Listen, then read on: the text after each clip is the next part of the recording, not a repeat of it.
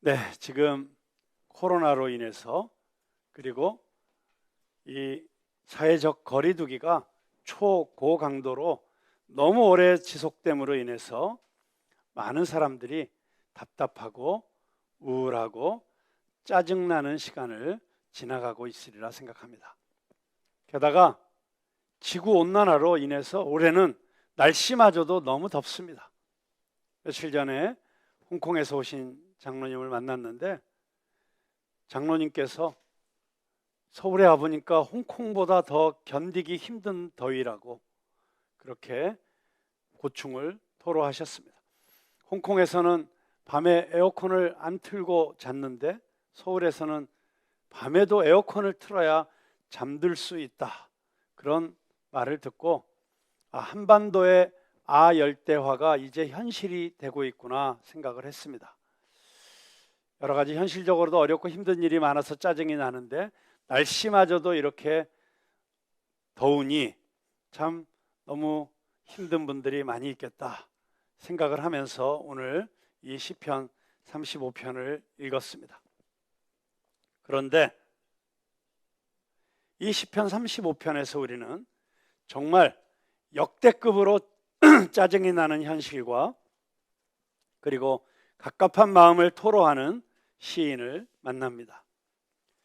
다윗으로 알려진 이 다윗 왕으로 우리가 알고 있는 이 시인은 정말 이런 현실이라면 너무 화가 나서 다 때려 부수고 끝내버리고 싶은 그런 마음이 들 것 같습니다.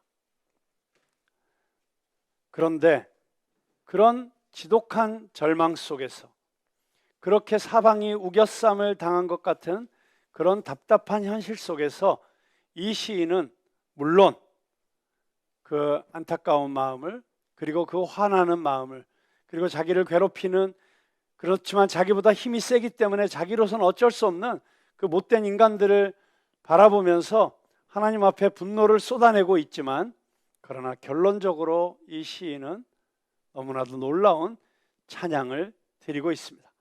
정확하게는 찬양을 하겠다는 서원을 하고 있습니다. 저는 이 시편 35편에서 이 코로나 한복판을 지나는 우리들이 꼭 배워야 할 놀라운 영성이 있는 것 같습니다. 코로나 시대뿐만이 아니라 우리 인생은 고해라고 하였습니다. 살아가면서 언제든지 우리를 괴롭히는 못된 인간들을 만날 수도 있고, 또 우리가 억울하게 당하는 부조리한 현실이 있을 수 있고, 내가 아무리 노력해도 결과적으로는 나에게 오히려 해가 되는, 그리고 실패를 경험하게 되는 상황들을 늘 인생 가운데 만나게 됩니다. 그런데 그럴 때마다 우리가 분노하고 짜증내고 우울해하고 공황장애 걸리고 그렇게 결론이 날 것이 아니라 이 시인처럼 오히려 그 가운데서 하나님을 더 높이고 찬양하는 그런 결론을 내릴 수 있다면 얼마나 좋겠습니까?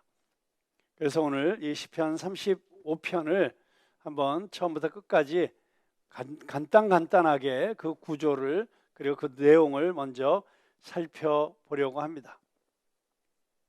이 시편 35편은 세 번의 세 단락으로 나뉘어져 있는데, 각각의 단락은 탄원시와 그리고 찬양에 대한 서원으로 이루어져 있습니다.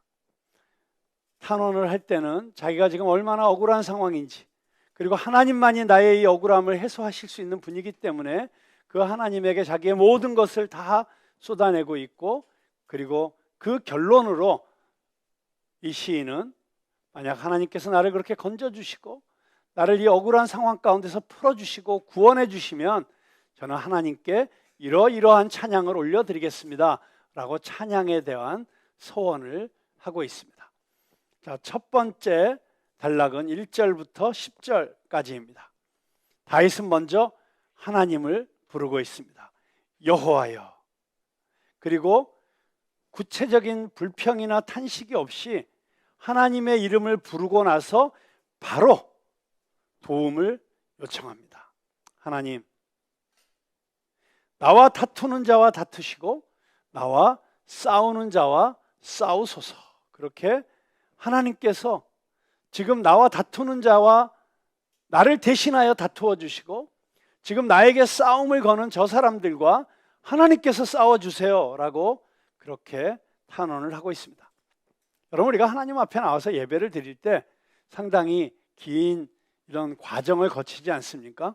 먼저 하나님을 찬양하고 하나님께 감사를 하고 또 혹시 내가 하나님 앞에서 예배를 드릴 때 나에게 어떤 부족함이 있지 않을까 해서 자기를 돌아보고 성찰하고 또 마음속에 내가 알고 지은 죄 모른 죄 모르고 지은 죄 생각이 나면 고백을 하고 그렇게 해서 나를 정결하게 해서 하나님 앞에 예배 드릴 만한 그런 마음 자세를 가다듬고 그리고 하나님께 감사를 먼저 드리고 뭔가 이렇게 과정을 거친 다음에 우리가 마지막으로 하나님 중보기도 하면서 이러이러한 기도 제목이 있습니다. 기도를 들어주십시오. 이렇게 해야 되지 않겠습니까?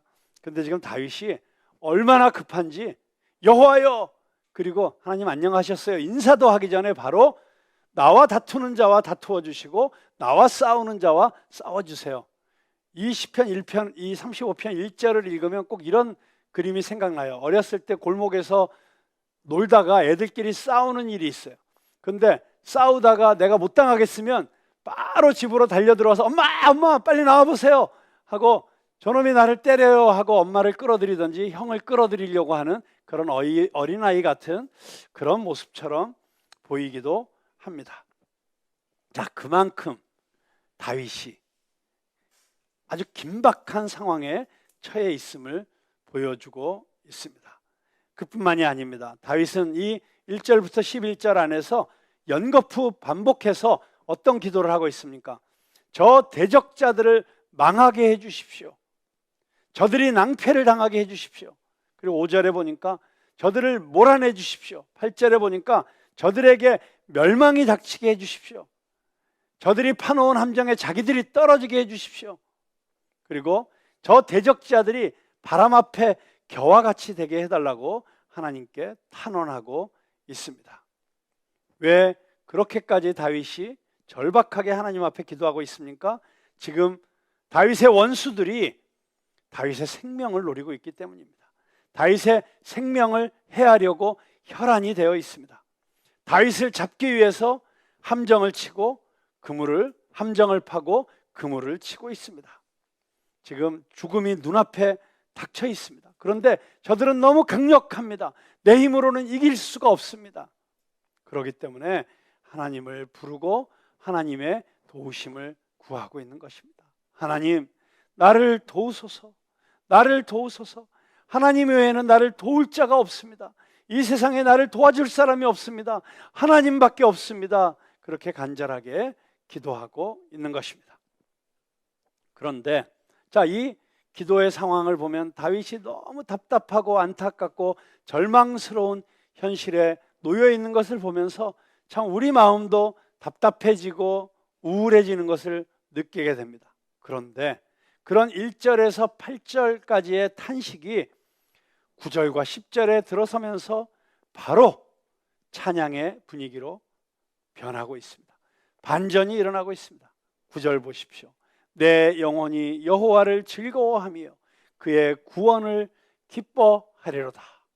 자, 그런데 여기 내 영혼이라고 번역되어 있는 이 나프시라고 하는 히브리어는 원래 왜 나프시입니다. 왜가 앞에 붙어 있어요.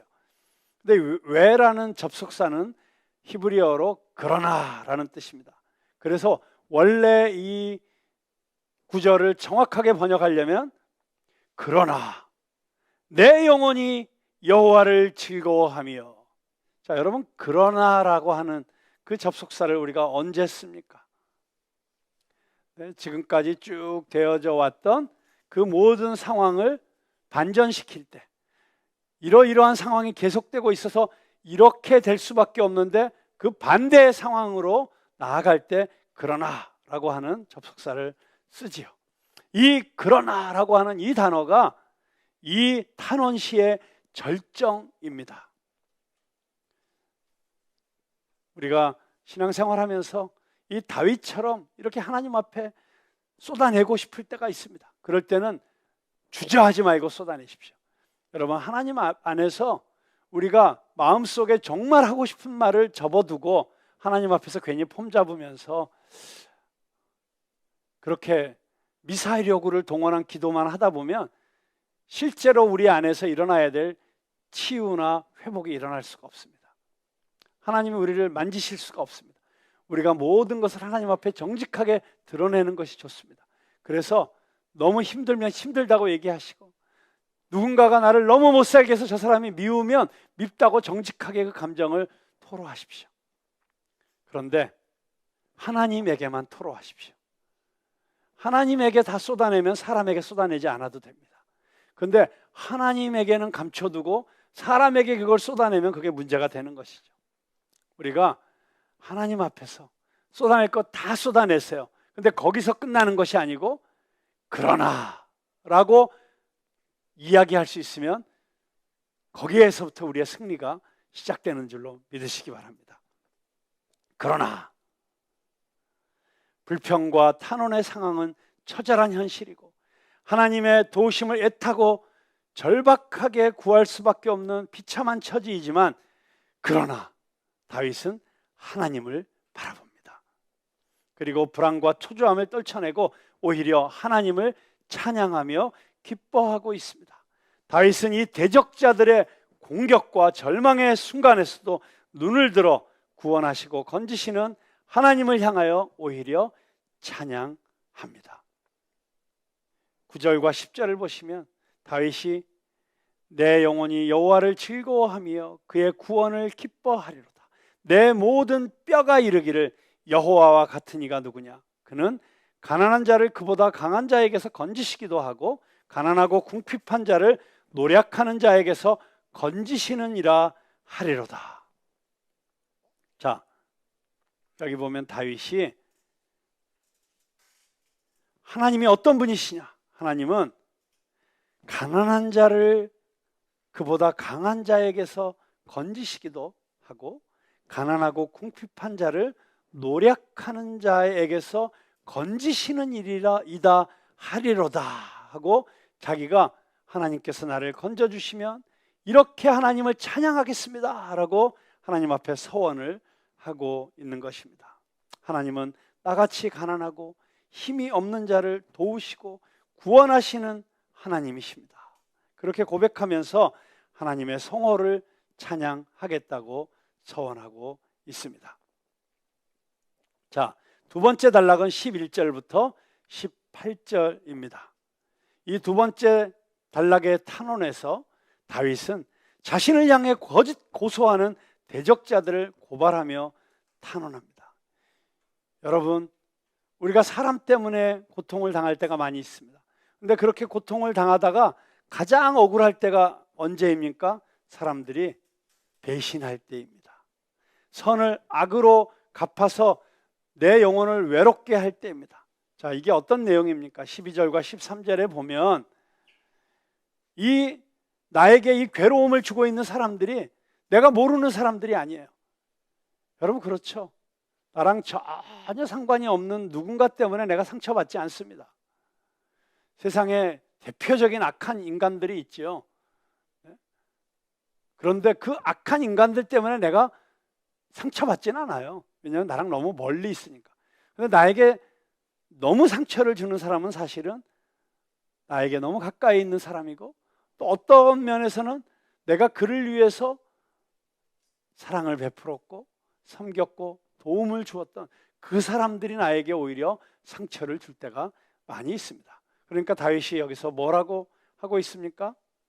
내게 선을 악으로 갚아 나의 영혼을 외롭게 하나. 나는 그들이 병들었을 때 굵은 베옷을 입으며 금식하여 내 영혼을 괴롭게 하였더니. 무슨 말입니까? 저들이 병들었을 때 내가 굵은 베옷을 입고 오히려 내일처럼 내가 하나님 앞에서 회개하면서 기도하면서 중보하면서 그렇게 기도해 줬던 사람들인데, 저들이 일어나서 나를 거짓으로 고소하고 있다는 것입니다. 그런데 여기 참 놀라운 고백이 있죠. 내가 그렇게 저들을 위해서 기도했는데 저들이 나를 오히려 배신할 때, 나에게 오히려 억울한 일을 할 때 내가 했던 그 기도가 나에게 돌아왔다. 이것이 사도 바울이 가르쳤던 그 말씀과도 상통하는 말씀입니다. 원수를 위해서 우리가 선을 행하면 그 원수가 그것을 받아들이지 않으면 그것이 다 나에게로 돌아온다. 그것이 성경의 가르침이죠. 내가 저를 위해서 기도했을 때 그들이 그 기도를 못 받으면 내 기도는 땅에 떨어지지 않습니다. 오히려 내가 기도했던 그 모든 축복이 나에게로 돌아온다고 하는 것입니다. 그런데 내가 그렇게 저들을 위해서 기도해주고 정성껏 돌보아 주었던 저들이 오히려 15절 16절에 보니까 나를 찢고 그리고 연회에서 망령되이 조롱하는 자와 같이 나를 향하여 그들의 이를 갈도다 그랬습니다. 오히려 나를 찢으려고 하고 나를 조롱하고 이를 갈면서 나에게 못된 짓을 하려고 하고 있다는 것입니다. 자, 그래서 17절에서 다윗이 어떤 기도를 하고 있습니까? 주여, 어느 때까지 관망하시려 하나이까? 내 영혼을 저 멸망자에게서 구원하시며 내 유일한 것을 사자들에게서 건지소서. 주님, 저들이 저렇게 못되게 굴고 나를 멸망시키려고 하고 나를 죽이려고 하는데 하나님 왜 보고만 계십니까? 이렇게 내버려 두시면 내 유일한 것 뭐예요? 내 생명이죠. 그 내 생명을 사자들처럼 집어삼켜버리려고 할 텐데 나를 건져 주십시오 라고 절박하게 기도하고 있는 것입니다. 자, 그런데 이 두 번째 단락에서도 이렇게 사람들에게 둘러싸여서 억울한 일을 당하고 위협을 당하고 있는 상황 속에서도 또 반전의 찬양이 시작됩니다. 18절입니다. 내가 대회 중에서 주께 감사하며 많은 백성 중에서 주를 찬송하리이다. 자, 9절과 10절에서는 하나님께서 나를 구원해 주시면 내가 하나님이 어떤 분이라는 것을 사람들 앞에서 찬양하겠습니다 라고 하는 내 찬양의 내용을 이야기하고 있습니다. 그런데 여기 18절에서는 내가 어디에서 찬양을 할 것인지를 또 이야기하고 있습니다. 찬양의 장소를 강조하고 있어요. 자, 다윗이 지금 하나님께서 나를 내버려 두시지 않고 건져주시면 어디서 찬양하겠다고 고백하고 있습니까? 네, 대회 중에서. 여기 대회라고 하는 말은 또는 많은 백성이라고 하는 말과 통하는 말인데 결국은 많은 사람들과 함께 사람들이 모인 장소에서 찬양을 하겠다고 하는 것입니다. 그래서 많은 주석가들은 이 대회 중에서 많은 백성 중에서라고 하는 것을 오늘날 교회에서 찬양하겠다라고 하는 고백으로 해석하기도 합니다. 맞습니다. 우리가 교회에서 함께 모일 때 바로 이런 하나님을 우리가 찬양하는 것입니다. 우리가 홀로 찬양하는 것도 귀한 일입니다. 그러나 이렇게 하나님의 은혜를 입은 백성들이 함께 모여서 같이 찬양하는 것은 훨씬 더 귀한 일이라고 할 수 있습니다. 그러나 저는 이 찬양이 교회에서만 머무르지 않는다고 생각합니다. 여기서 내가 백성 중에서 대회 중에서라고 하는 것은 공개적으로 찬양하겠다는 것을 말하는 것입니다. 하나님이 나에게 베푸신 은혜, 이 은혜를 내가 혼자 간직하고 있는 것이 아니라 많은 사람들 앞에서 이 하나님이 얼마나 놀라우신 분인지, 이 하나님이 어떤 분이신지를 당당하게 고백하겠다고 고백하는 것입니다. 여러분, 지금 사회적 분위기가 우리가 예배하는 것도 마음껏 예배할 수 없는 그런 분위기가 지금 되어버렸습니다. 세상 속에서 내가 그리스도인이라는 것을 고백하는 것이 참 쉽지 않은 그런 분위기로 흘러가고 있습니다. 어제 토요 아침 첫날 기도회에서도 제가 여러분들에게 데이터를 보여드렸습니다만 이제는 한국 백성들이 이 대한민국 사회에서 기독교 하면 떠오르는 이미지가 신뢰할 수 없는 거짓말쟁이 같은 사기꾼 같은 막 이런 분위기이기 때문에 내가 교회 다닌다는 이야기를 하기가 쉽지 않은, 그리고 하나님 이야기를 꺼내기가 쉽지 않은 그런 사회적 분위기가 되어버렸습니다. 그러나 바로 이러한 때 우리가 당당하게 하나님이 어떤 분이신지, 하나님이 얼마나 놀라운 분이신지, 하나님의 은혜가 얼마나 값진 것인지, 하나님이 나를 얼마나 사랑하셨는지, 그리고 하나님이 나에게 어떤 일을 행하셨는지를 당당하게 고백하고 간증할 수 있는 우리 푸른나무교회 성도들이 다 되시기를 주님의 이름으로 축원합니다. 그리고 우리 푸른나무교회가 바로 이러한 때 더 하나님을 찬양하는 교회가 되었으면 좋겠습니다. 더 공개적으로 찬양하는 일에 힘썼으면 좋겠습니다. 사람들이 손가락질한다고 할지라도, 사람들이 조롱한다고 할지라도 우리는 당당하게, 그러나 지혜롭게 하나님의 이름을 높여드리고 하나님을 영화롭게 하는 그런 일들을 우리의 말과 행동과 우리의 예배로 그렇게 드러내었으면 좋겠습니다. 자, 세 번째 단락입니다. 세 번째 단락은 19절부터 28절입니다. 이 세 번째 단락의 탄원에서 다윗은 자신이 무죄하다는 것을 하나님 앞에서 강조하고 있습니다. 그리고 나의 대적자들의 악행을 고발하고 있습니다. 1절부터 10절의 현장이 마치 전쟁터 같은 그런 현장이라고 한다면, 이 19절에서 28절에 나오는 이 대목은 마치 법정에서, 재판장 앞에서, 나를 고소하는 검사 앞에서 나를 변호하는 변호인을 옆에 두고, 그리고 이 피고가 나는 무죄합니다 라고 증언을 하고 있는 그런 모습처럼 보이고 있습니다. 이 21절에서 24절까지를 제가 새번역 성경으로 읽으면 훨씬 더 리얼하게 다가오고 있습니다.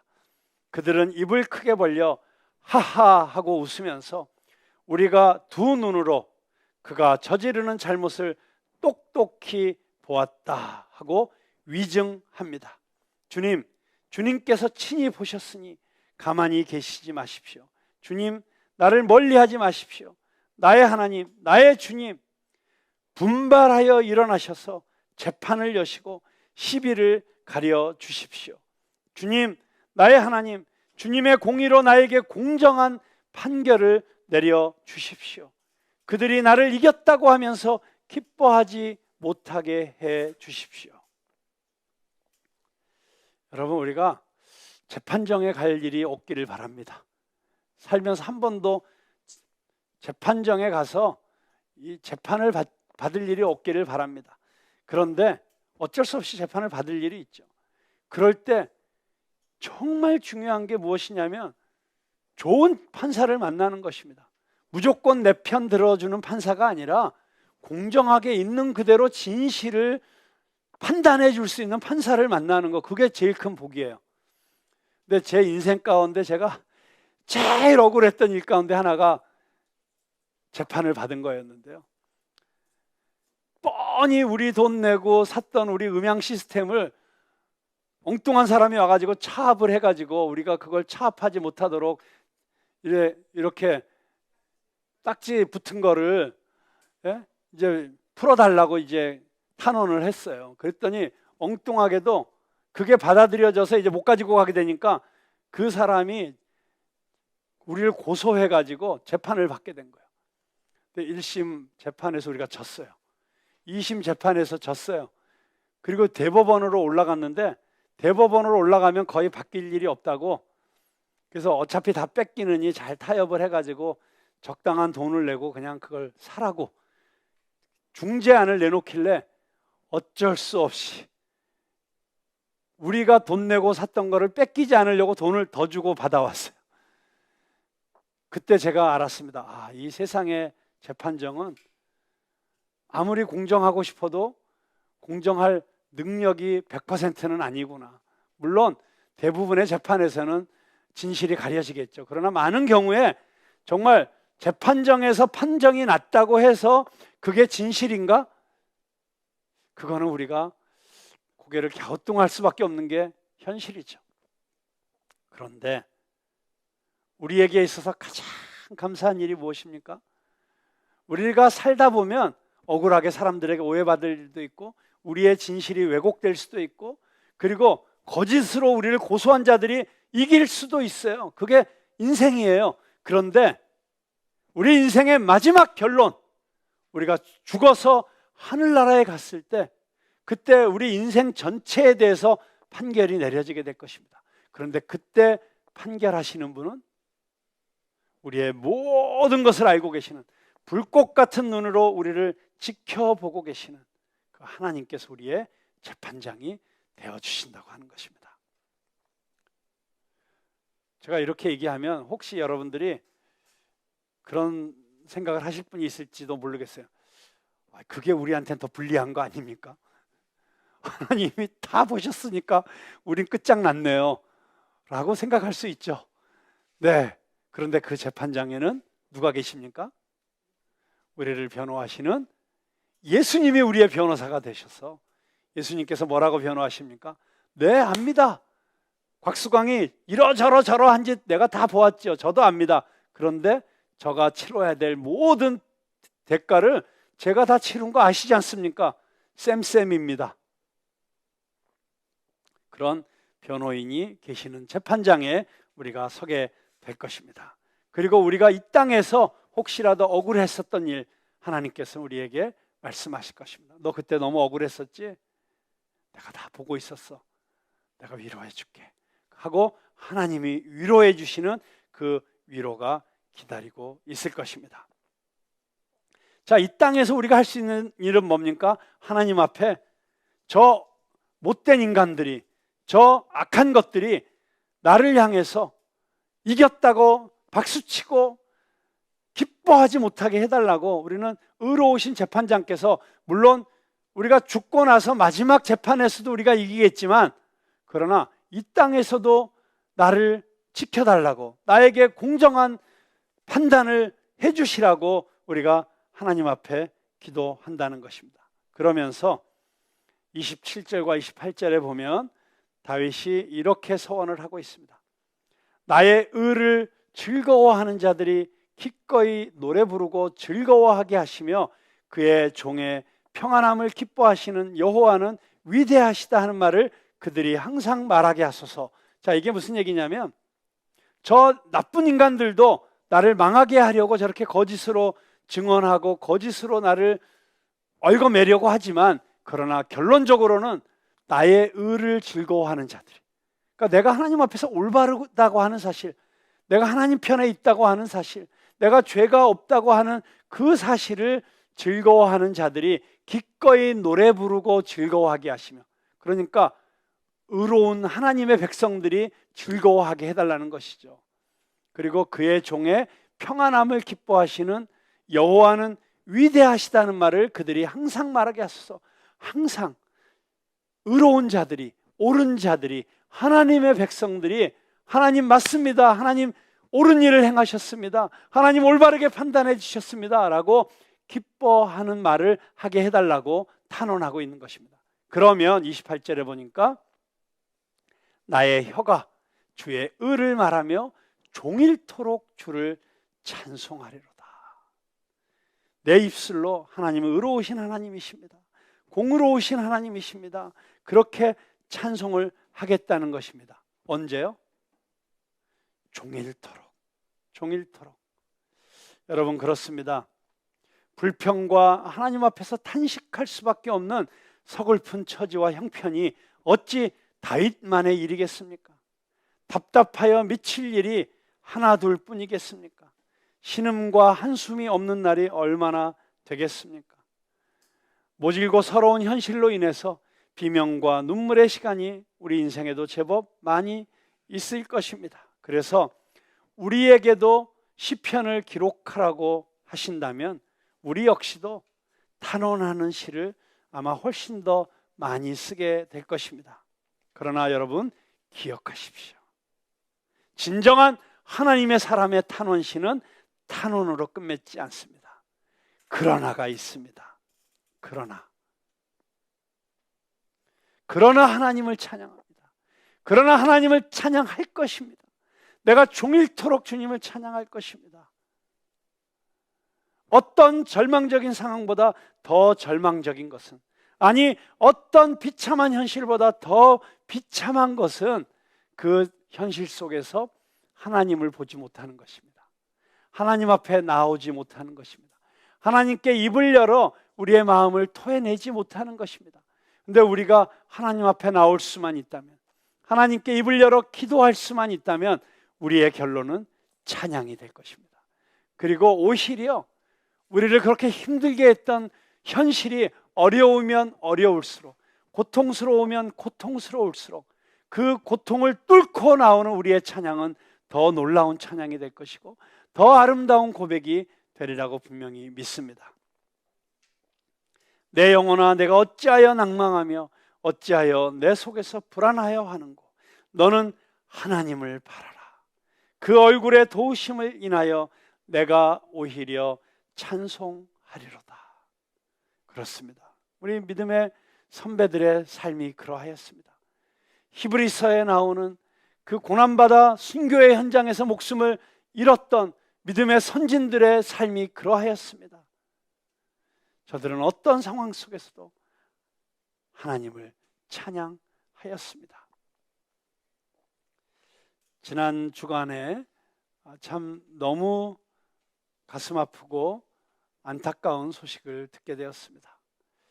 정말 이 시대에 어른이 없다고 하는 시대에 정말 참 어른다운 어른, 정말 우리가 존경할 수 있는 어른, 그리고 그분의 삶을 보면서 내가 만난 모든 사람 가운데 가장 예수님을 닮은 분이셨다라고 고백할 수 있으셨던 어른, 정말 나라를 사랑하고 민족을 사랑하셨던 어른, 그냥 그분이 계신 것만으로도 든든해지고 그분이 계신 것만으로도 정말 하나님의 임재가 느껴지게 만드는 그런 통로이셨던 어르신께서 하나님의 부름을 받고 천국으로 가셨다는 소식을 듣게 되었습니다. 그분의 연세가 99세이셨습니다. 99세까지 사셨으니까 호상이다, 또 참 오래 사셨다라고 이야기할 수도 있겠습니다만, 그러나 정말 저희 같은 후배들이, 우리 저 목사님은 100세 이상 당연히 사시고 100세가 넘으셔서도 왕성하게 창작 활동을 하실 분이라고 그렇게 기대했고, 그래서 정말 기적 같은 역사를 만들어 주시기를 소망했던 그런 어르신이셨습니다. 우리가 너무 잘 아는 찬송가들을 다 작곡하신 분이시죠. 우리 한국 음악가들이 작곡한 곡 중에서는 가장 은혜로운 찬송들이 거의 다 그분에 의해서 작곡되어졌다 해도 과언이 아닙니다. 하나님을 멀리 떠났던 사람들이 하나님 앞에 돌아올 때 자연스럽게 그 입술의 고백으로 터져 나올 수 있었던 찬송, 어서 돌아오, 어서 돌아오. 어른들뿐만이 아니었죠. 우리의 어린 시절에 우리의 가슴을 들뜨게 했던 여름 성경학교, 그 여름 성경학교를 기다리면서 우리는 흰 구름 뭉게뭉게 피는 언덕에 아침에 명랑하게 솟아오른다, 그 노래를 부르면서 여름 성경학교로 종종 걸음을 했던 것을 기억합니다. 추수감사절이 되면 산마다 불이 탄다 고운 단풍잎, 그런 찬송을 부르면서 우리에게 향하신 하나님의 은혜가 얼마나 크고 놀라웠던 것인지를 고백하게 했던 그 찬송, 그런 수많은 찬송들을 작곡하셨던, 그리고 이 민족이 가장 어려웠던 시절, 눈을 들어 하늘 보라, 어지러운 세상 중에 곳곳마다 상한 영의 탄식 소리 들려온다, 그 아름다운 시에 곡을 붙이셔서 그 찬송을 부르면서 그 절망적이었던 민족의 현실을 극복해낼 수 있는 믿음을 다시 불러일으키셨던 그 놀라운 찬양곡들의 작곡자이셨던 우리 박재훈 목사님, 일제시대 음악 선생님으로 학교에, 초등학교에 부임하셨는데 아이들이 부를 노래가 일본 노래밖에 없는 현실을 안타까워하시면서 우리 아이들이 부를 노래를 만들어야겠다라고 생각하시고 어떤 날은 하루 저녁에 50곡을 작곡하셨대요, 동요를. 그래서 총 500여 곡의 우리가 알고 있는 대부분의 주옥 같은 동요들을 작곡하셔서 우리 아이들의 동심을 맑게 만드시고 그 동요 속에서 또 우리에게 가장 좋은 것을 주시는 하나님을 기억할 수 있도록 했던 그런 귀한 동요의 작곡자이시기도 하셨습니다. 그뿐만이 아니라 3.1운동, 유관순, 손양원 목사님, 에스더, 정말 우리 한국교회가 가장 어려웠던 때 다시 하나님을 바라보고 민족의 소망을 꿈꿀 수 있도록 했던 그 수많은 그런 소재들을 가지고 오페라를 만드셔서 다시 한국교회가 부흥하기를 꿈꾸시고 이 분단의 현실을 극복하고 통일된 민족으로 나아가기를 꿈꾸셨던 그 놀라운 오페라 작품들을 기억합니다. 박재원 목사님께서 우리가 잘 아는 손양원 목사님, 자기 두 아들을 죽인 그 원수를 양아들로 입양하여 그를 하나님의 자녀로 만들었던 그 사랑의 원자탄 손양원 목사님의 이야기를 통해서 남과 북이 갈라져 있는 이 대한민국이 이제는 서로를 향한 총뿌리를 내려놓고 서로 화해하고 민족이 하나 되기를 꿈꾸면서 만드셨던 그 오페라를 93세에 작곡하셨어요. 세계 음악사에 유례가 없는 일입니다. 그 전까지 가장 나이가 많이 든 작곡가가 오페라를 작곡한 게 베르디가 82세에 작곡을 했던 오페라가 있어요. 그런데 93세에 오페라를 작곡하셨을 뿐만 아니라 여전히 지금 새로운 작품들을 구상하고 준비하고 계시다가 하늘나라로 가셨기에 참 저희들의 안타까움이 너무 크다고 할 수 있습니다. 그러나 이제는 오히려 하나님의 품에 안기셔서 천군 천사들과 함께 찬양하고 계실 그 목사님을 기억하면서 이제는 오히려 이제 우리 한국교회의 별이 되시고 레전드가 되신, 역사가 되신 박 목사님의 찬양곡들과 그리고 그분의 삶을 통해서 남겨주신 그 메시지들을 우리가 꼭 붙잡아야 할 때라는 생각을 합니다. 저는 오늘 이 시편 35편을 읽으면서 다윗의 생애 그리고 박재훈 목사님의 생애를 생각해 보았습니다. 그리고 다윗이 가장 아름다운 찬양을 하나님 앞에 올려드렸던 곡들은 대부분 그가 가장 어렵고 힘들었던 순간에 했던 고백들이라는 사실이, 우리 박재훈 목사님의 가장 주옥 같은 찬양곡들이 가장 이 민족이 어렵고 힘들었던 때에 고백되어졌던 또 작사되어졌던 곡들이라는 사실과 일맥상통하고 있다는 생각을 하게 됩니다. 정말 우리말을 마음껏 쓸 수 없는 그런 상황 속에서 우리 아이들에게 이 아름다운 한글을 통해서 노래하게 하겠다는 그분의 일념이 그렇게 주옥 같은 동요들을 탄생시켰다면 6.25 전쟁 그 폐허가 된 조국 땅을 바라보면서 어떻게 이 민족이 다시 일어설 수 있을까 탄식하는 가운데 나왔던 고백이 눈을 들어 하늘 보라, 이런 기가 막힌 찬양. 그리고 오히려 세상 사람들이 보기에는 불평과 불만과 원망과 탄식밖에 할 수 없는 그런 상황 속에서 오히려 더 놀라운 하나님의 은혜를 깨닫고 고백한 찬양이 지금까지 지내온 것 아니겠습니까? 지금까지 지내온 것 주의 크신 은혜라. 이 찬양을 한번 우리 같이 불러봤으면 좋겠습니다.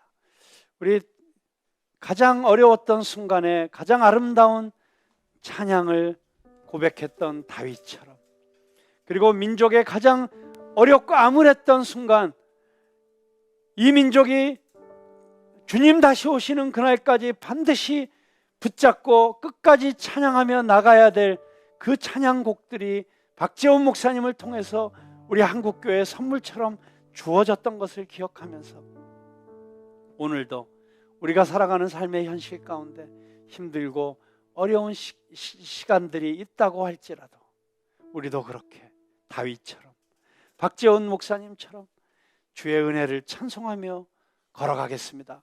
그렇게 서원하는 마음으로 이 찬양을 한번 같이 부르도록 하겠습니다. 지금까지 지내온 것 주의 크신 은혜라.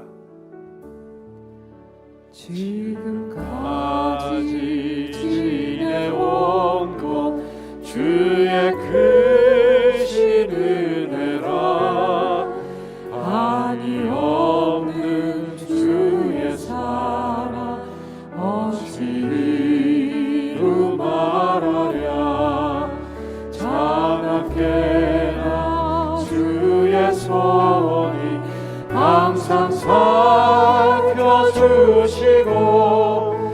모든 일을 주 안에서 형통하게 하시네. 몸도 맘도 몸도 맘도 연약한 새 힘받아 살았네. 새 힘받아 살았네. 물 붓듯이 부으시는 주의 은혜 족하나. 사랑 없는 거리에 나 험한 산길 헤맬 때 주의 손을 굳게 잡고 찬송하며 가리라. 다시 배올라이 날로 날로 다가와. 무거운 짐 주께 맡겨, 무거운 짐 주께 맡겨. 벗을 날도 멀잖네. 나를 위해 예비하신 나를 위해 예비한 고향집에 돌아가, 고향집에 돌아가. 아버지의 품 안에서 영원토록 살리라. 아멘, 아멘. 네, 우리의 인생길 걸어가면서 힘들고 어려운 순간들이 있을 것입니다. 무고하게 나를 해하려고 하는 사람들이 있을 것입니다. 내가 선을 행했지만 오히려 악으로 나에게 갚으려고 하는 사람들도 있을 것입니다. 거짓으로 나를 모함하고 고소하고 거짓 증언하여 나를 함정에 빠뜨리려고 하는 사람들도 있을 것입니다. 그러나 그 어떤 순간에도 하나님의 손길은 나를 떠나지 않을 것입니다. 그 하나님을 믿고 걸어갈 때 우리는 날마다 주님의 은혜를 찬양하며 고백하며 나갈 수 있을 것입니다. 자, 여기까지가 오늘 설교의 서론이었습니다. 이제 본론은 무엇이냐? 자, 그렇게 하나님이 나의 재판장이 되어주신다는 것 너무 감사한 일인데, 오늘 다윗이 기도한 내용을 보니까 저 원수들을 박살을 내달라고 하는 것입니다. 멸망시켜 달라고 하는 것입니다. 짓밟아 달라고 하는 것입니다. 깨트려 달라고 하는 것입니다. 저들을 망하게 해달라고 하는 것입니다. 근데 그렇게 기도해도 되는 것일까요? 이 시를 읽으면서 한편으로는 통쾌한 마음이 들기도 하지만 한편으로는 원수를 사랑하라고 하셨는데 우리를 원수를 사랑해야 되는 우리가 하나님 저 사람들 망하게 해주세요 라고 기도할 수 있을까요? 이런 의문이 슬그머니 떠오르는 것을 어찌할 수가 없습니다. 네, 이 질문에 대한 답은 다음 주에 하도록 하겠습니다. 네, 워낙 이 주제가 크다 보니까 제가 이 시편 35편은 두 번에 나누어서 설교를 해야겠다고 생각을 했고요. 오늘은 다윗의 이 억울함을 풀어주시고 우리의 구원자가 되어주시는 그 하나님의 손을 붙잡고 가면 우리는 언제나 찬양할 수 있다. 그런데 그럼에도 불구하고 여전히 우리 인생에 떠나지 않는 저 원수, 저 왼수들을 어떻게 할 것인가? 저들을 어떻게 대하여야 할 것인가? 다음 주에 계속 생각해 보도록 하겠습니다. 기도하겠습니다.